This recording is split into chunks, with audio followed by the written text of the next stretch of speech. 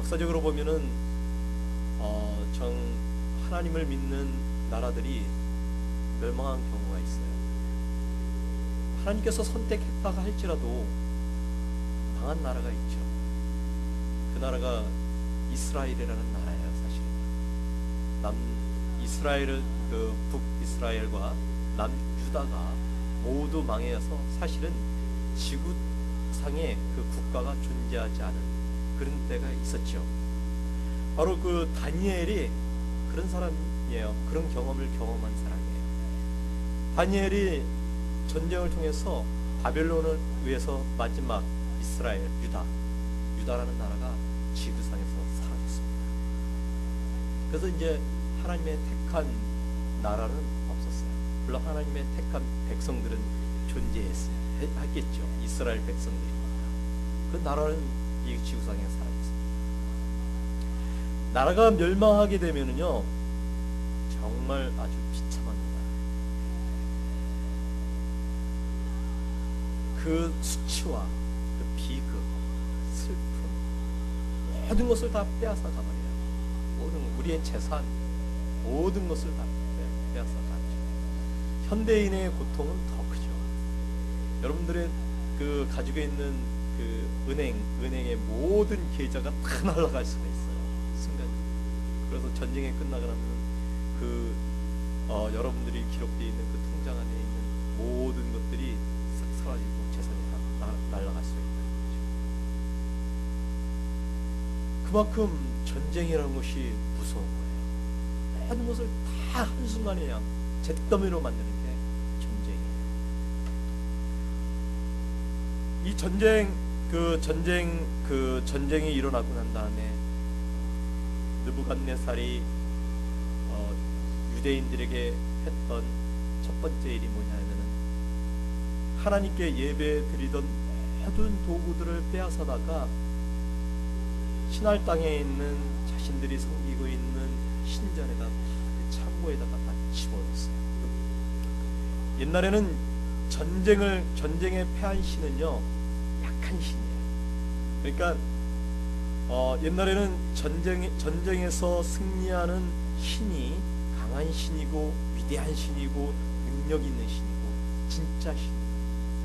그런데 하나님을 믿는 유대 백성들이 바벨론 신을 믿는 그 바벨론 그 느부갓네살 왕이 다스리는 그 나라에 패망을 했어요.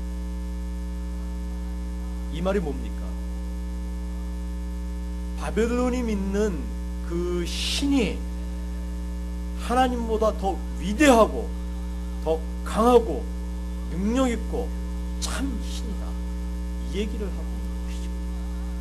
그래서 이제는 하나님의 신전에 있는 모든 예배 드리던 것 다 뺏어다가 자기 신전에다 다 창고에다 처박아 버린 거예요. 이제 무의미한 신, 힘이 없는 신, 아무것도 할 수 없는, 그는 나약한 신, 필요 없는 신, 이런 신으로 전락이 된 거예요.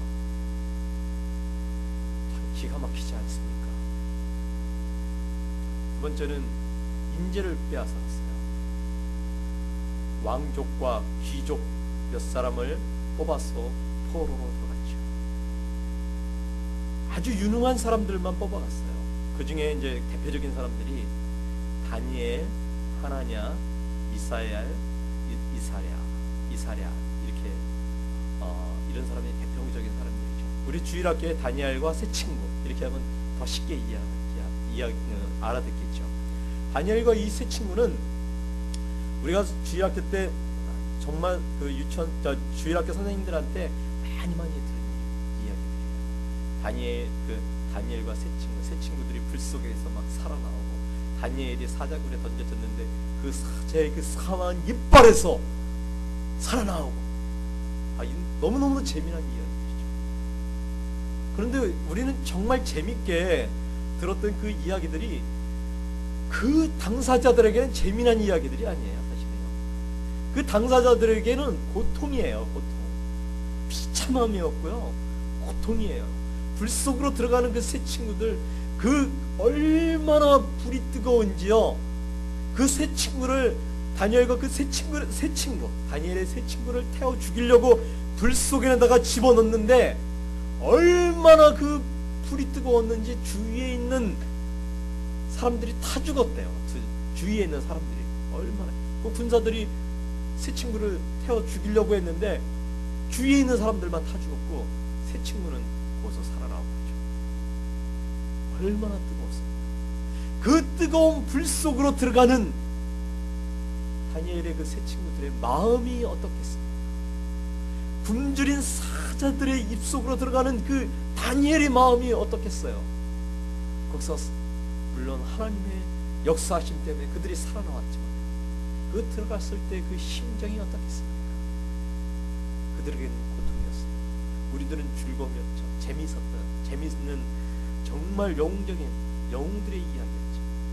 우리들은 너무너무 재밌게 주일학교 때 들었어요. 그러나 그들에게는 굉장한 고통이었다는 거죠. 그리고 세 번째는 세뇌 교육을 시켰어요. 이제 우리가 유대 교육을 받던 이 사람들을 이제 유대 그 교육은 아주 하등한 것이고 이제 바벨론의 교육이 우월한 거다. 그러니까 세뇌 교육을 시켜요. 그래서 유대 교육을 시킵니다. 그 안에는 종교 교육이 가장 중요하죠. 왜냐하면 그때는 신을 중심으로 해서 살아가는 시대였거든요. 그래서 신이 가장 중요한 것이죠. 그래서 그 신을 어떻게 승려해야 되고 이제 바벨론에서 그런 신들을 섬김으로 인해서 바벨론을 어떻게 이제 그 바벨론에서 어떻게 인재들을 활용할 것인가 그런 것들을 교육을 시키는 것이죠. 하나님의 사람들이 이방 교육을 받기 시작했다는 거예요. 그리고 네 번째는 삶을 통제했어요. 그리고 마음대로 살아갈 수가 없었어요. 왕이 지정한 음식을 먹어야 됐어요. 왕이 주는 포도주와 날마다 쓸 것을 받아서 사용을 해왔어요. 자기 마음대로 선택해서 살 수 있는 것이 아니라 왕이 그 지정해주는 그런 것들만 먹어야 되죠. 왕이 지정해서 그 주는 그 음식은 어떤 음식이냐면 그 이방 신전에 바쳐졌던 그 음식이에요. 그 이방 신에게 바쳐졌던 그 음식을 이제 먹어라 라는 거예요. 그래서 왕이 하사해주는 그 음식이에요. 거룩한 음식이죠. 굉장한 음식이죠. 여러분들 그 대통령이 여러분들 초청해가지고 음식을 탁 내려주면서 여러분 와서 식사하십시오. 그래서 음식을 탁 내려주면 얼마나 감사합니까? 대단한 거죠. 대단한 영광이죠. 왕이 옛날은 더 했죠. 왕이 딱 하사하는 그것이 얼마나 대단한 겁니까? 얼마나 귀한 거예요. 근데 이 음식을 거절해야 하는 다니엘의 그 심정, 생각 얼마나 복잡하고 참 얼마나 힘들었습니까? 그 결정이 그 보통 결정이 아니에요. 그 음식을 거절하는 그 다니엘의 그 결정은 보통 결정이 아닌 것입니다. 죽음을 각오한 그런 결정이었죠. 그리고 다섯 번째 이름을 빼앗아갔습니다. 다니엘이라는 이름은 하나님은 나의 심판자이시다 이런 뜻입니다. 그런데 벨드사살이라는 이름으로 바꿨어요. 그의 생명을 보호하소서. 누가 보호해요? 바벨론 신이. 이방 신이 그의 생명을 보호한다는 거예요. 이제는 하나냐를 여호와는 자비로우시다 이런 뜻인데 사드락이라고 바꿔버렸어요. 그래서 아쿠, 달의 신이에요. 달 신인데 아쿠의 명령이다. 바로 바벨론 신의 명령이라는 거예요. 그럼 미사일이라는 이름은 누가 하나님과 같을까? 이런 뜻인데 메삭이라는 이름으로 바꿨어요. 아쿠, 달신. 아쿠와 같은 자 누구냐? 우리가 하나님 같은 분이 누구시냐? 이렇게 해야 되는데 이 달신과 같은 자 누구냐? 이런 이름으로 바꿔버렸어요. 아사랴를 여호와가 도우셨다 이런 뜻인데 아벤느고라고 바꿨어요. 빛나는 자 느고 그리고는 이제 바벨론 그 신 중에 하나예요. 빛나는 자 느보의 종, 바벨론 신의 종이라는 거죠. 이렇게 바꿔버렸어요. 이제 하나님의 사람들이 아니라 바로 바벨론 신의 사람들이다. 전쟁의 패망으로 말미암아서 이런 수치와 모욕을 받게 되었습니다. 그럼에도 불구하고 하나님께서는 유대를 망하게 만드셨어요. 왜 그러셨을까요? 하나님이 능력이 없었던 분일까요? 아니에요. 근데도 하나님께서는 그 낮은 자리로 그 비참함을 누가 맛보는 거니까? 우리 인간보다도 사실은 하나님이시겠죠. 정말 자존심 상하죠. 하나님께서 이 세상을 만드시고 이 세상을 다스리는 분이고 그 하잘것없는 그 우상을 섬기는 가짜신 사탄이 만든 그 종교를 하나님께 보시기에서 얼마나 가스럽겠어요. 근데 하나님께서는 그 가짜신의 그 밑바닥까지 내려가셔요. 밑바닥까지 내려가면서도 유다를 망하면서까지도 하나님께서 무엇을 하기 위해서 그렇게 낮아지셨을까? 왜 이런 치욕을 당하시면서 그 밑바닥까지 왜 내려가셨을까? 여러분 한번 생각해 보시죠. 왜 그러셨을까?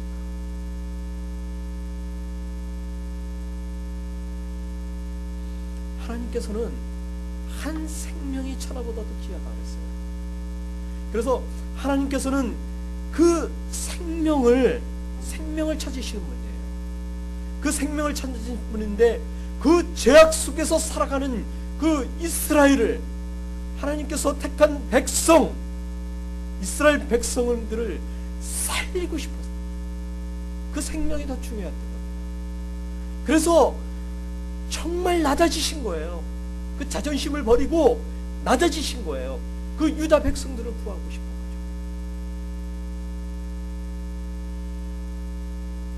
다니엘이 1장 8절에 보니까 다니엘은 뜻을 정하여 왕의 진미와 그의 마시는 포도주로 자기를 더럽히지 아니하리라 하고 자기를 더럽히지 않게 하기를 환관장에 구하니 이렇게 기록되어 있잖아요. 다니엘의 이 고백을 듣고 싶었던 하나님께서 바로 하나님의 믿음의 사람들을 찾고 있었던 거예요. 그 믿음의 사람들을 찾아서 하나님께서 이스라엘을 회복시키려고 죄악된 이스라엘을 회복시켜서 다시금 하나님께서 그 생명을 살려서 그 하나님의 나라로 이끌어 가시기 위해서 그 자존심을 버리신 거예요. 하나님께서 낮아지신 거예요. 그 사람을 찾고 계신 거예요.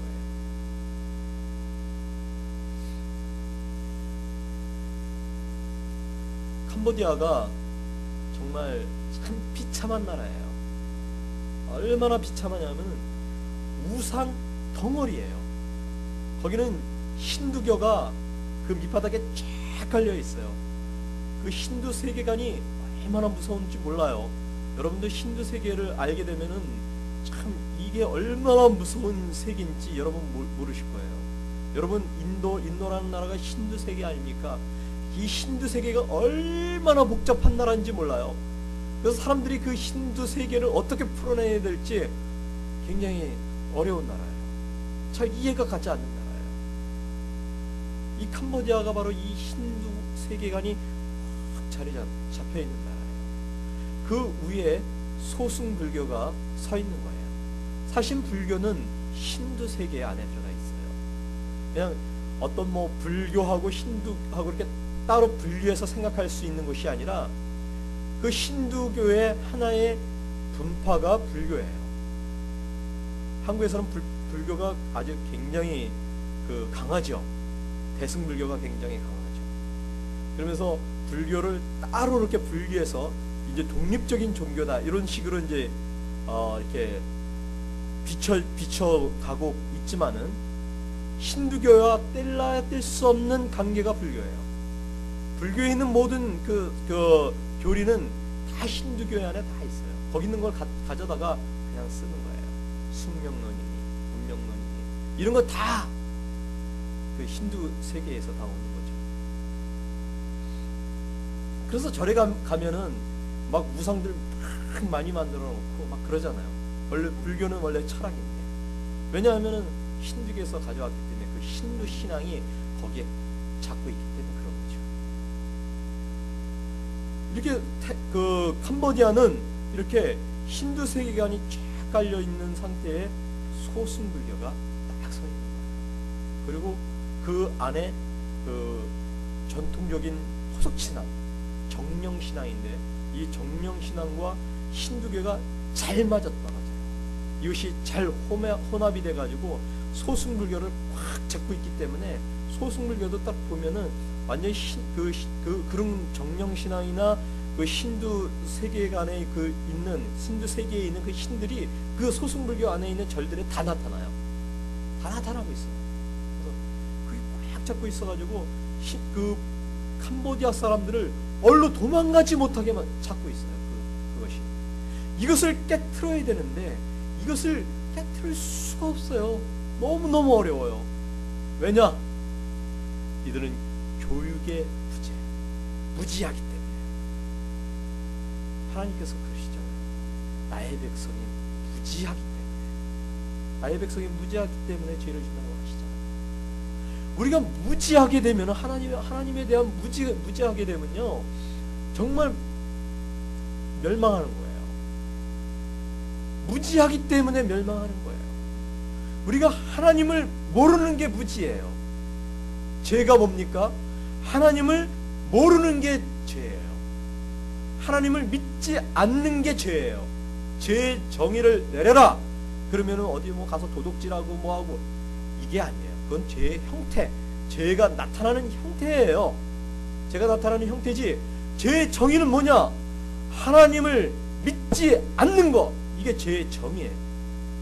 하나님을 믿지 않는 사람들은 다 죄인이에요. 그래서 하나님을 믿으면 의로운 자고 하나님을 믿지 않으면 다 죄인이에요. 이게 죄에 대한 정의입니다. 그래서 우리는 하나님을 믿어야 하는 것입니다. 믿지 않으면 우리는 다 죄인입니다. 캄보디아는 그 킬링필드라는 그런 역사를 가지고 있어요. 킬링필드는 영어로 그냥 죽음의 들판이라는 뜻이잖아요. 한국어로 해석을 하면 죽음의 들판. 어떤 한 나라가 어떤 수식어가 따라붙는데 한국은 백의 민족 이렇게 좋잖아요. 얼마나 깨끗하고 순결하고 백의 민족, 대한민국 이런 이미지가 탁 들어오는데, 그리고 또 한국은 무지개의 나라 막 너무 아름답잖아요. 그런 게 딱 들어오면서 사람들을 야 무지개의 나라 한번 가보고 싶다. 백의 민족, 우리 안에서 백의 민족 깨끗하게 살아야지, 순결하게 살아가야지, 아름답게 살아가야지, 이런 게 있는 거잖아요. 근데 죽음의 들판 얼마나 무섭습니까? 이런 수식어가 딱 붙게 됩니다. 물론 그들이 스스로가 그렇게 붙이지 않지만 외국 사람들이 붙여주는 거 아닙니까? 그게 무지개의 나라라고 누가 붙여주는, 몽골 사람들이 한국 사람들에게 붙여준 거잖아요. 무지개의 나라라고. 외국 사람들이 우리에게 지금 백의 나라라고 이렇게 붙여준 거잖아요. 이렇게 외국 사람들이 그 안을 들여다보면서 그 나라는 이런 나라다 딱 정의 내릴 때 이 나라는 킬링필드다, 죽음의 들판이다, 이 나라는. 저는 또 그 캄보디아를 정의 내리라 그러면 이렇게 얘기해요. 어떤 나라냐 캄보디아는? 과거도 존재하지 않냐고, 미래도 존재하지 않냐고, 오직 현재만 있는 나라라, 이렇게 얘기할 수 있어요. 그들은 과거를 철저하게 부정을 해버려요. 그럼 미래에 대해서 꿈도 없어요. 왜 그럴까요? 이 힌두 세계관이 그렇게 만들었어요. 불교 세계관이 그렇게 만들었어요. 이렇게 만들어 놓으면요 과거의 자신의 죄에서부터 자유로워질 수 있죠. 그리고 미래에 대해서 알려주지 않으면요 사람이 희망을 갖지 않기 때문에 왕이 다스리는 왕국 아닙니까? 우리가 복제를 하기가 참 좋아요. 그래서 그렇게 그렇게 사람들을 아주 무지하게 만드는 거죠. 무지하게 만들어서 그것을 유지해 가는 것입니다. 켈딩빌드 산거는 그 내전이에요. 캄보디아 내전인데 폴포시 이제 그 나타나기리에서 청소년들을 모아요. 단 한 번도 공부해보지 않는 청소년들을 모아요. 그래서 그 청소년들을 모아서 훈련을 시킵니다. 전쟁 훈련을 시키는데 그 청소년들에게 분노를 심어줍니다. 저 프놈펜에 있는 사람들이, 프놈펜은 그 캄보디아의 서울 같은 곳이죠. 수도예요. 저 프놈펜에 있는 저 사람들이 너희들을 다 뺏어가가지고 잘 먹고 잘 살고 있다. 너희들은 학교도 가보지 않았자. 너희들은 먹고 싶은 거 먹지 않았, 먹지 못하면서 헐벗고 굶주리면서 이렇게 살지 않았다. 저 프놈펜에 있는 저들이 너희들이 누려야 할 모든 것을 다 뺏어간 거야. 교육을 받지 않는 사람들에게 이런 교육을 시키면 어떻겠습니까? 그냥 다 흡수가 되겠죠. 그러니까 이 청소년들이 분노에 일어나서 총을 들고 이들이 이제 그 캄보디아 정권을 무너뜨리고 점령을 했죠. 그래서 1975년부터 1978년까지 약 4년간 거기서 자행된 일들은 사람을 죽이는 일이었어요. 어떤 사람들이냐? 교육자들이에요. 먼저 선생님들 다 죽였어요. 교육을 시키는 선생님들 다 죽였어요. 뭐 공부했다는 사람 다 죽였어요. 머리들은 다 죽인 거예요. 잘 사는 사람 다 죽였어요. 여기 안경 쓴 사람인데 안경 쓴 사람 다 죽였어요. 피부 고운 사람 다 죽였어요. 아마 그렇게 잣대를 대면은 여기서 살아남을 사람 하나도 없어요. 우리요. 다 죽은 거예요. 기분 나쁘다고 해서 죽이고 막 죽인 거예요. 그 아이들이 뭐를 알겠습니까? S21이라는 수용소가 있는데요. 거기는 정치범을 고문했던 수용소예요. 근데 거기에 수감되었던 사람들은요, 대부분이 다 죄가 없는 사람, 그냥 양민이에요. 양민을 잡아다가 고문을 했는데 몇 살짜리들이 고문을 했냐면요, 10살짜리, 8살짜리 이런 꼬마들이 고문을 했답니다. 아주 잔인하게 고문을 하는 거예요. 얘네들이 뭐를 알겠습니까? 뭐가 있어야죠. 무슨 정치적인 뭐 일을 했어야죠. 양민들이 안 와요. 그냥 안 와요. 그래서 거기 가서 그 수용소에 가서 이렇게 그 박물관에 가서 보면요, 애들이 이제 사람을 갖다가요 장난 삼아서 고문을 하고 놀이로 고문을 하고 이랬어요. 그럼 비참한 말도 안 되는 일이 그 땅에서 일어난 거예요. 그래서 그 당시 인구가 600만 명 정도 됐는데 벌써 200만 명이 처형이 됐습니다. 3분의 1이죠. 그리고 30만 명의 난민이 태국으로 이제 난민이 돼서 도망을 갔습니다. 이게 킬링필드 사건입니다. 그 이후에 캄보디아는 완전히 무너져 내렸어요. 집단 농장에서 또 어떤 일이 일어났냐면, 이제 프놈펜에 살던, 도시에서 살던 모든 사람들을 다 집단 농장으로 끌고 와서 노동을 시켰어요. 그러면서 거기서 남자 여자 분리시키고 아이들 분리시켜가지고 가족을 해체시켜버렸어요. 가족을 해체시키고 남자 여자 쫙 줄 세워놓고 그냥 앞에 있는 사람을 재결합시켰어요. 그 중에는 결혼한 사람도 있고 결혼 안 한 사람도 있고 장애인들이 있었어요. 장애인과 비장애인들이 결혼했고, 결혼했던 사람이 결혼하지 않았던 사람들과 결혼하고 엉망이 돼버린 거죠. 그러니까 이 전쟁이 끝나서 돌아오니까 내가 사랑했던 아내가 다른 남자의 아이를 안고 오고, 내가 사랑했던 그 남자가 다른 또 가정을 이루고 있고, 이런 비참한 일들이 일어났던 거죠. 이게 뭡니까? 사탄의 짓이 아니고서는 인간적인 생각으로서는 도저히 일어날 수 없는 일이 아닙니까? 그 일들이 이 캄보디아에서 일어났어요. 그 캄보디아에서.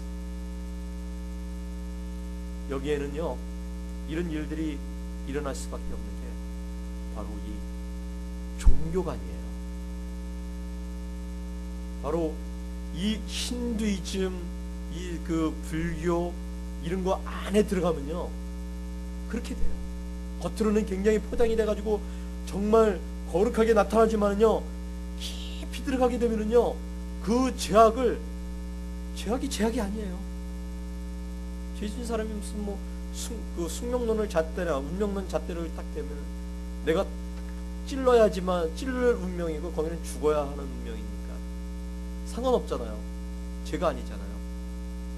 이게 내가 찔러서 죽이면 당신 그럴 운명이에요. 나는 내가 찔러야 될 운명이에요. 업보예요. 이렇게 잣대로 해버리면은 내 죄가 얼마나 가벼워져요. 죄악 가지고 살 필요 없어요. 그래서 가서 그 업보를 이제 그 낮추기 위해서 돈 갖다가 막 주면 돼요. 그러면 신을 조절할 수 있어요. 우상을 믿는 사람들의 특징이 뭐냐? 내가 가지고 있는 물질로서 조정할 수 있다라는 게 있다라는 거예요. 근데 하나님은 조정할 수 있습니까, 여러분? 여러분들이 물질을 아무리 갖다 바쳐봤자 하나님 끔찍도 안 해요. 이게 진짜 신 아닙니까? 여러분, 우상 섬기는 사람들을 다 가서 보세요. 그 우상이 돈 갖다 주면 다 해결해줘요. 다 해결해줘요. 자신이 원하는 부도, 자신의 질병도, 자신의 죄도 다 해결해줘요. 돈만 갖다 주면. 얼마나 편합니까? 이게 우상을 섬기는 사람들의 특징인 것이죠. 책임지려고 하잖아요. 그래서 과거가 존재하지 않아요. 과거를 그냥 다 날려버릴 수 있는 거예요.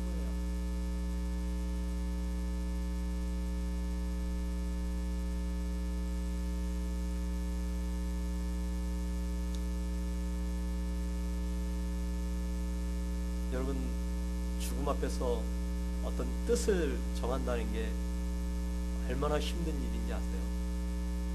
근데 다니엘이 이 죽음 앞에서 뜻을 정했어요. 근데 다니엘이 정말 아주 강한 사람이 아니었어요. 여러분들은 다니엘 그러면 불 속에도 그 사자굴 속에도 막 들어가고 그러니까 다니엘은 굉장히 강한 사람이구나. 나하고는 내가 생각했을 때 나하고는 다른 사람이야 이렇게 생각했을 텐데 아니에요. 다니엘은 굉장히 약한 사람이었어요. 다니엘은 제가 보기에는 왕족 같아요. 그러니까 영향력이 있는 사람이었죠. 영향력이 있으니까 전쟁이 일어나서 쳐들어오게 되면요 어떻게 해요?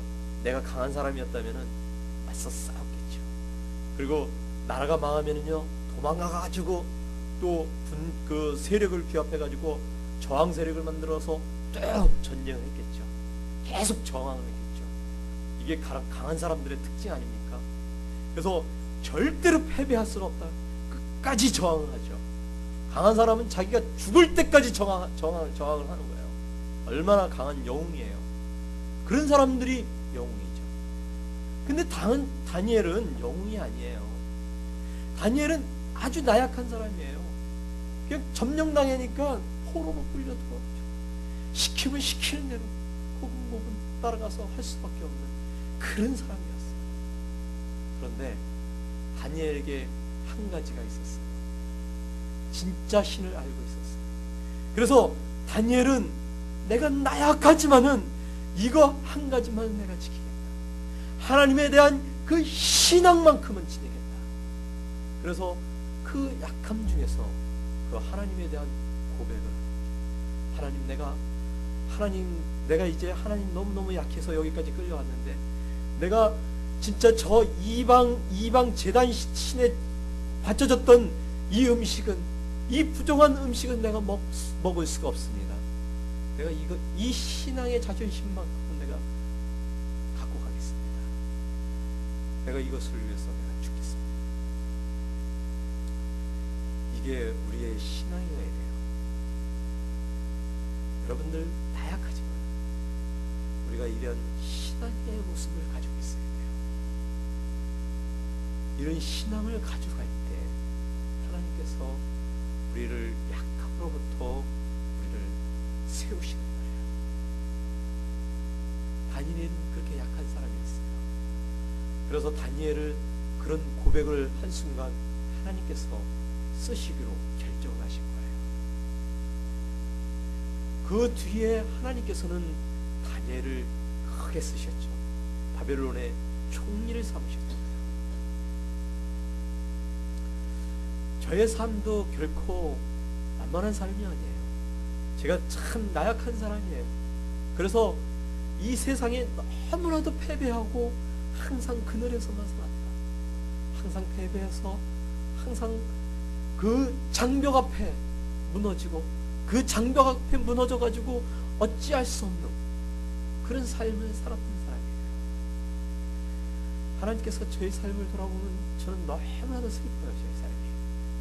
근데 하나님 앞에 내가 이것만은 지키겠습니다 고백할 때 하나님 저의 삶 속에서 저를 세우기 시작했어요. 뭐 저의 간증에 대해서 뭐 다 얘기할 수는 없지만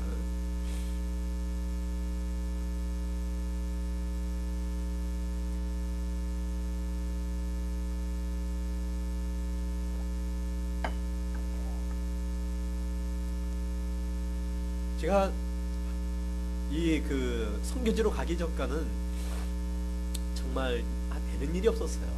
되는 일이 없었고 너무 힘이 없는 사람이었어요. 저에게는 기적도 일어난 적이 없어요. 기적 같은 일들은 그저 책에서만 보고 주위에서 간증하는 사람들의 이야기라고 생각했죠. 근데 하나님께서 제가 선교사로 이제 가고 하나님의 뜻을 정해서 갔더니 하나님께서 저를 사용하기 시작했어요. 캄보디아에 가서 이제 사역을 하는데 저에게 첫 번째 기적이 일어났어요. 어떤 자매인데, 캄보디아의 자매인데 참 귀신이 들렸어요. 귀신이 들려가지고 어떤 평신도 선교사님이었는데 그분이 와가지고 우리 집에 막 헐레벌떡 온 거예요. 그러면서 저한테 같이 신방을 가자고. 자신도 두려웠던 거예요. 귀신이 들렸으니까. 근데 아프니까 신방 가자고 저한테 그런 얘기를 하더라고요. 저는 그냥 아픈지 알고 그냥 가벼운 마음에서 따라갔어요. 따라갔는데 그 자매가 누워 있었어요. 그래서 사람들이 막 공포에 떨고 있었고 분위기가 이상했어요.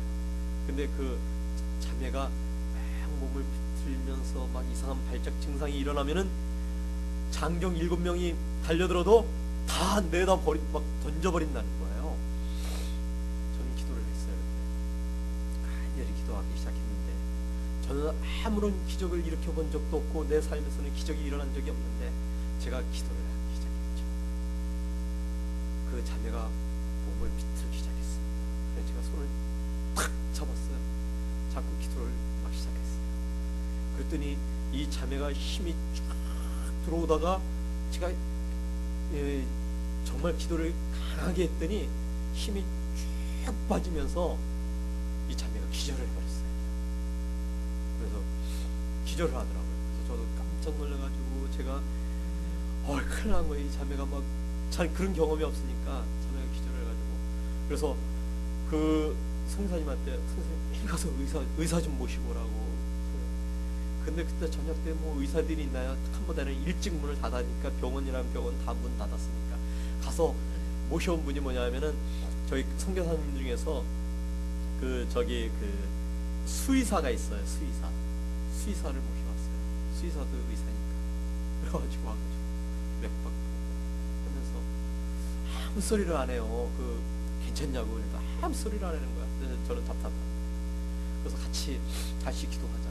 그래서 다시 기도를 했어요. 제가 그 자매이기 때문에 참 끌어갈 수는 없었고 그런데 거기에 같이 오신 그 수의사 선교사님 사모님이 있는데 그분이 참 영성으로 기쁘신 분이에요. 그분이 그 자매를 안았어요. 안고 우리 같이 이제 기도를 열심히 했어요.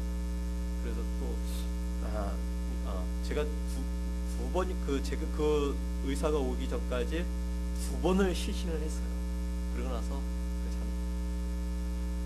사모님이 와서 안고 기도를 이제 시작을 하는데 그 자매 눈에서 달빛동 같은 눈물이 팍 쏟아지면서 막 엉엉 우는 거예요. 울면 한없이 의해요. 그러면서 그 회복이 되고 귀신이 나갔어요. 나중에 알아보니까 그 자매의 삶이 너무 어려웠어요. 남편이 쫓아다니면서 돈을 물고 가고 남편 도망 나와가지고 남의 집에서 식모살이라고 있는데 어떻게 찾아졌는지 또 와가지고 폭행하고 돈 다 뺏어가고 그런다는 거예요.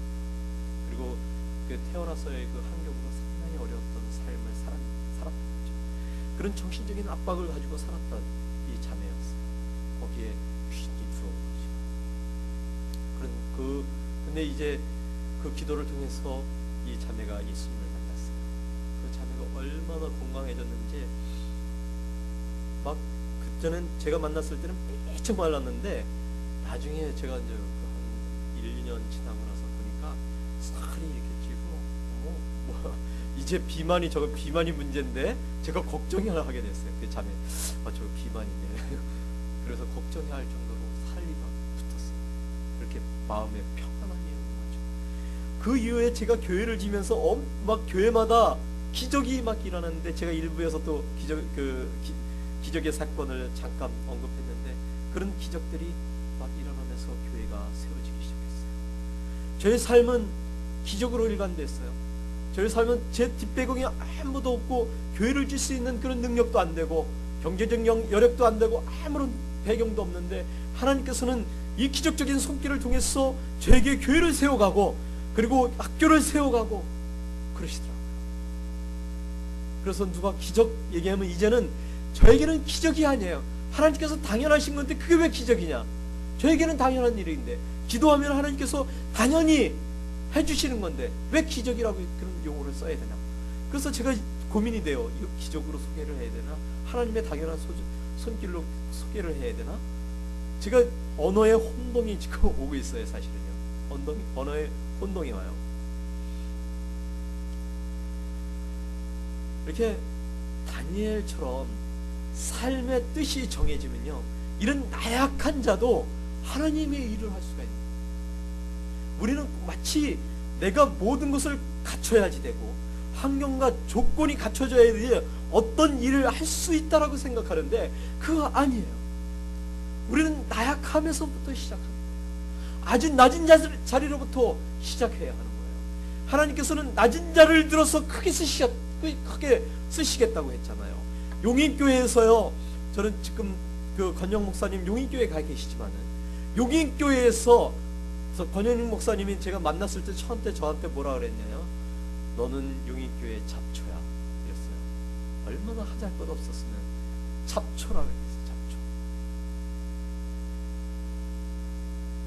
그런데 저를 들어 써가지고요, 목사를 만들고 제가 용인교회 가면 선교사님 제가 기도하고 말씀 전하고 하나님께서 들어 쓰셔가지고 섬겨서 내보내시고 그렇게 크게 쓰신다. 그 용인교회 정말 힘있고 능력있고 많이 공부하고 저보다도 뛰어난 인재들이 얼마나 많은데 거기서 잡초 같은 저를 끌어다가 선교사로 세우시고 하나님께서 사용하시더라고요. 여러분, 뜻이 정해진 사람을 하나님께서 찾고 계십니다. 여러분들 삶 속에서 뜻이 정해져야 돼요. 뜻이 정해지게 되면은 환경과 조건과 역사적 사항이 어떠한 형태로 나에게 온다 할지라도 감당할 수가 없어요. 역사가 감당할 수 없습니다. 환경이 감당할 수가 없는 거예요. 삶의 조건이 감당할 수가 없는 것입니다. 그래서 여러분들은 다니엘과 같은 그런 뜻을 정한 그런 삶을 사십시오. 그러면은 여러분 삶 속에 하나님께서 함께 하십니다. 그 약함으로부터 하나님께서 동행하시면서 그 약함으로부터 시작을 하십니다. 여러분들이 너무 강하면요, 여러분들과 함께 하나님께서 같이 갈 수가 없어요. 성령님께서 여러분들과 같이 갈 수가 없어요. 여러분들의 이 머릿속에 들어가 있는 이 고집과 아집과 자존심을 내려놓지 아니하면 성령님이 들어와서 우리와 함께 갈 수가 없는 거예요. 그래서 성령님은 가진 자의 아주 낮아지는 사람들과 동행을 하시고 그 안에 들어. 그래서 여러분들, 내가 이것만큼은, 다니엘처럼 이것만큼은 내가 지키겠습니다 하는 여러분들의 삶 속에서 고백되어져야 돼요. 내가 교회 나오고 그냥 교회만 왔다 갔다 하네요. 아무것도 없어요. 신앙인으로서 내가 이것만은 지키겠습니다라는 그런 고백이 없어요. 내가 신앙인으로서 하나님, 내가 이것만은 지키겠습니다, 내가 이것만은 지키겠습니다라는